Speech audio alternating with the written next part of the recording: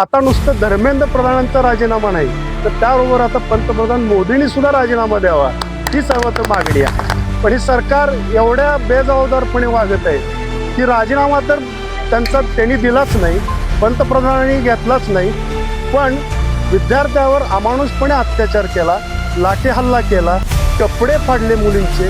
इतक्या खालच्या पातळीवर जाऊन जर हे केंद्र सरकारचं काम करत असेल तर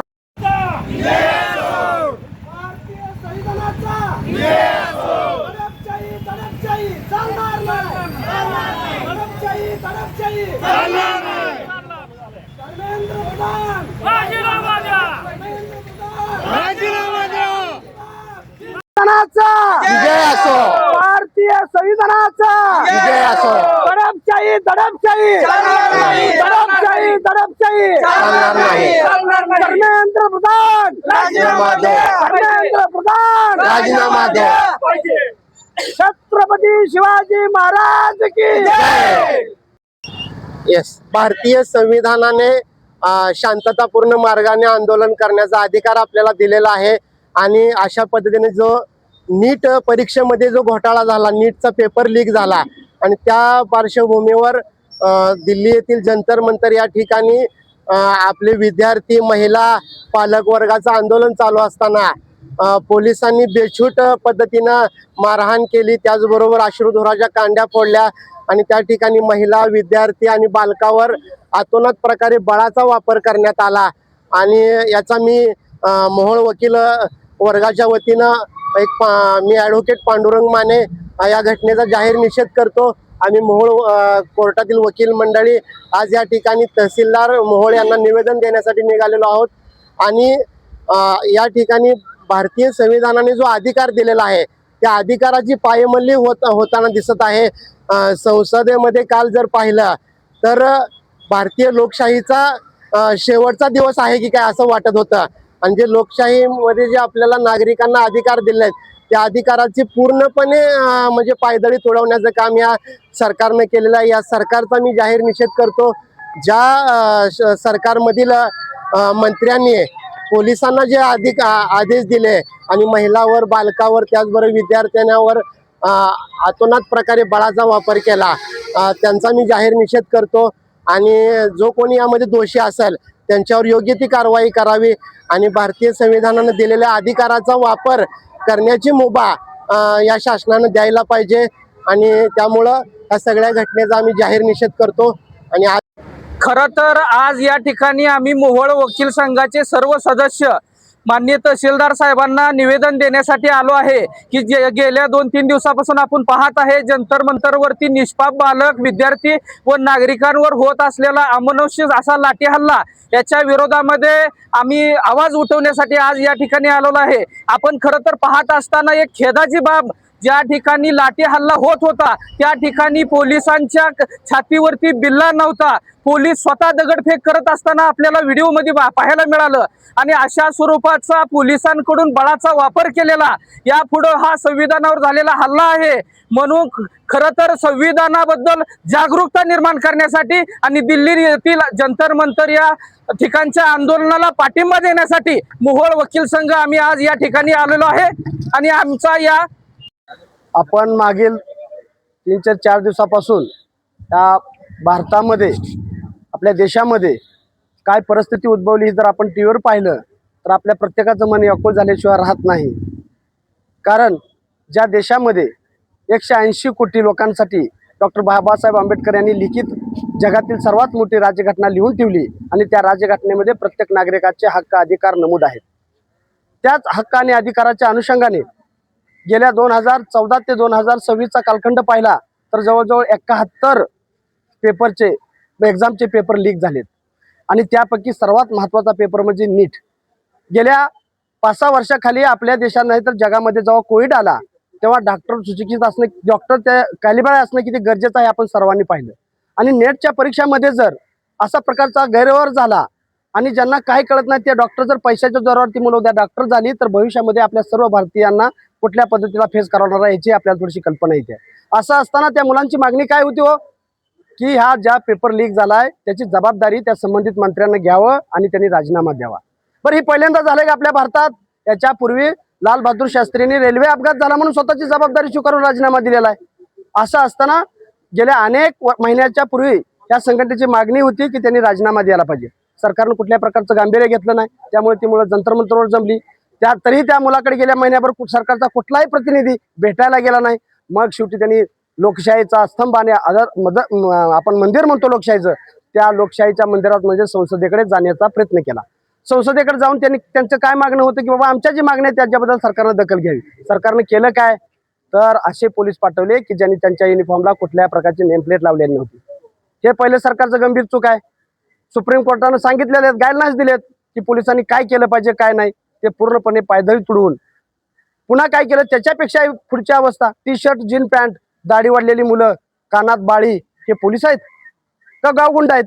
वर्तनावर तर गावगुंड दिसतात।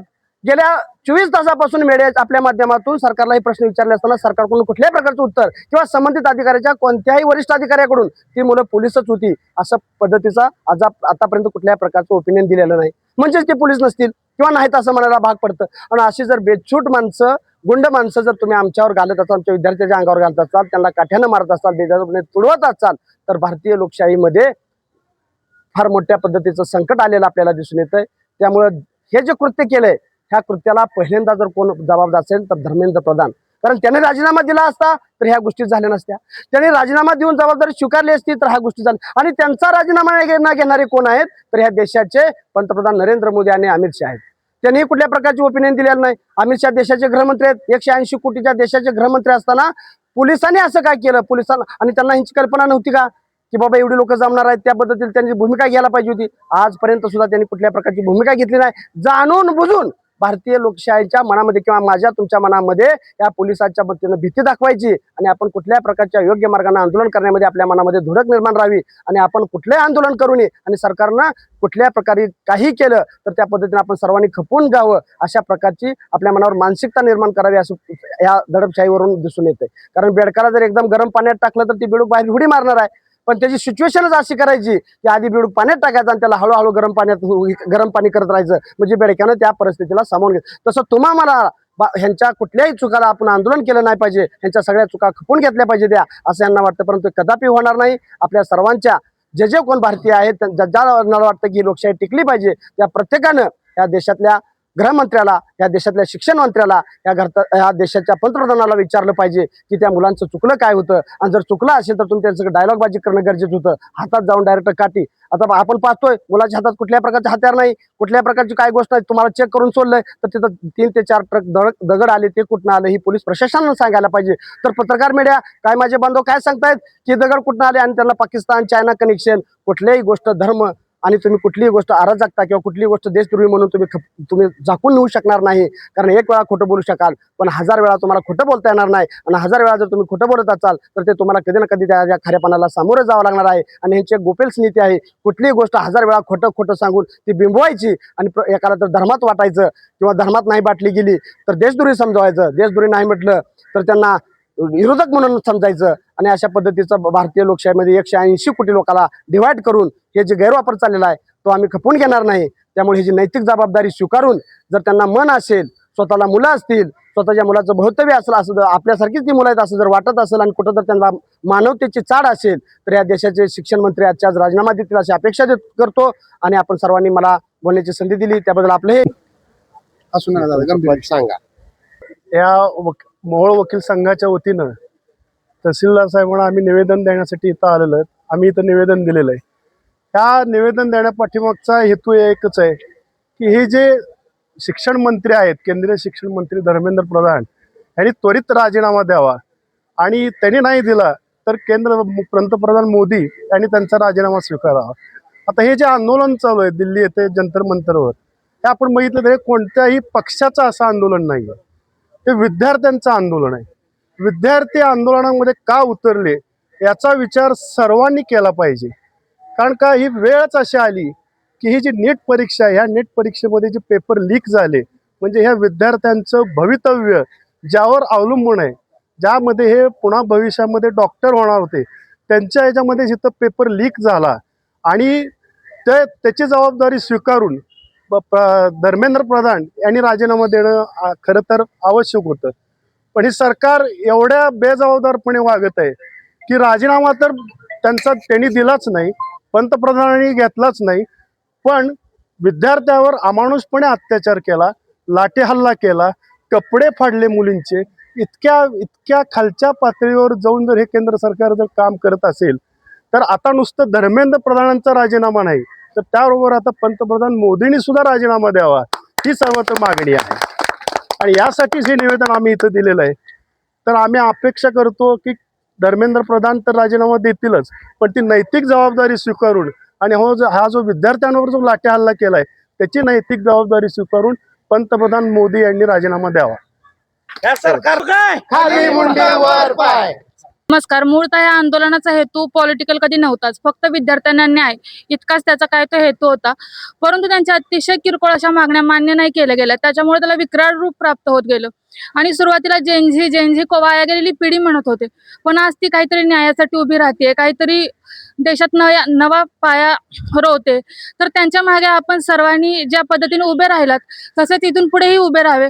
आणि इथून पुढे मग आपली दिशाभूल करण्यासाठी विविध योजना येतील, काहीतरी नवीन वारे येतील, पण ह्या सर्वांना न भूलता आजची परिस्थिती डोक्यात ठेवून जे आपली उद्याचं भविष्य आहे त्यांच्या पाठीशी ठामपणे उभं राहावं आणि असाच त्यांना सपोर्ट करावा. आणि आज जे उद्याच्या भविष्यासाठी लढतायत, उद्याच्या मार खाणारे लेकरं बाळ दुसऱ्यांचे असतील, कदाचित उद्या ते आपले असतील, तर ही वेळ येऊ नये म्हणून तुम्ही या ठिकाणी जी ठाम भूमिका घेतली आहे ती अशीच यापुढे त्यांच्या पाठीशी उभं राहावं आणि अशीच ठाम भूमिका घ्यावी. थँक्यू. हा कोणत्याही पक्षाच्या विरुद्ध किंवा कोणत्याही म्हणजे यात कोणतंही राजकारण नाही किंवा आम्ही कोणत्याही पक्षाविरुद्ध नाहीत. आम्ही फक्त आज विद्यार्थ्यांसाठी इथं आज आलेलो आहोत. तर विद्यार्थ्यांसाठी जे काही आता आमच्याकडून जे त्यांच्यासाठी न्याय मागण्याचं इथपर्यंत आम्ही करू शकतो. राहिली गोष्ट काही लोक म्हणतात की पक्षाचं हे पक्षाचे ते पक्षाचे, इथं कोणत्याही पक्षाचं राजकारण नाही. आम्ही फक्त विद्यार्थ्यांसाठी आलेलो आहोत. इन फ्युचरमध्ये उद्या तिथं आमची मुलं असू शकतात म्हणून आज आम्ही हा निर्णय घेतलेला आहे. थँक्यू.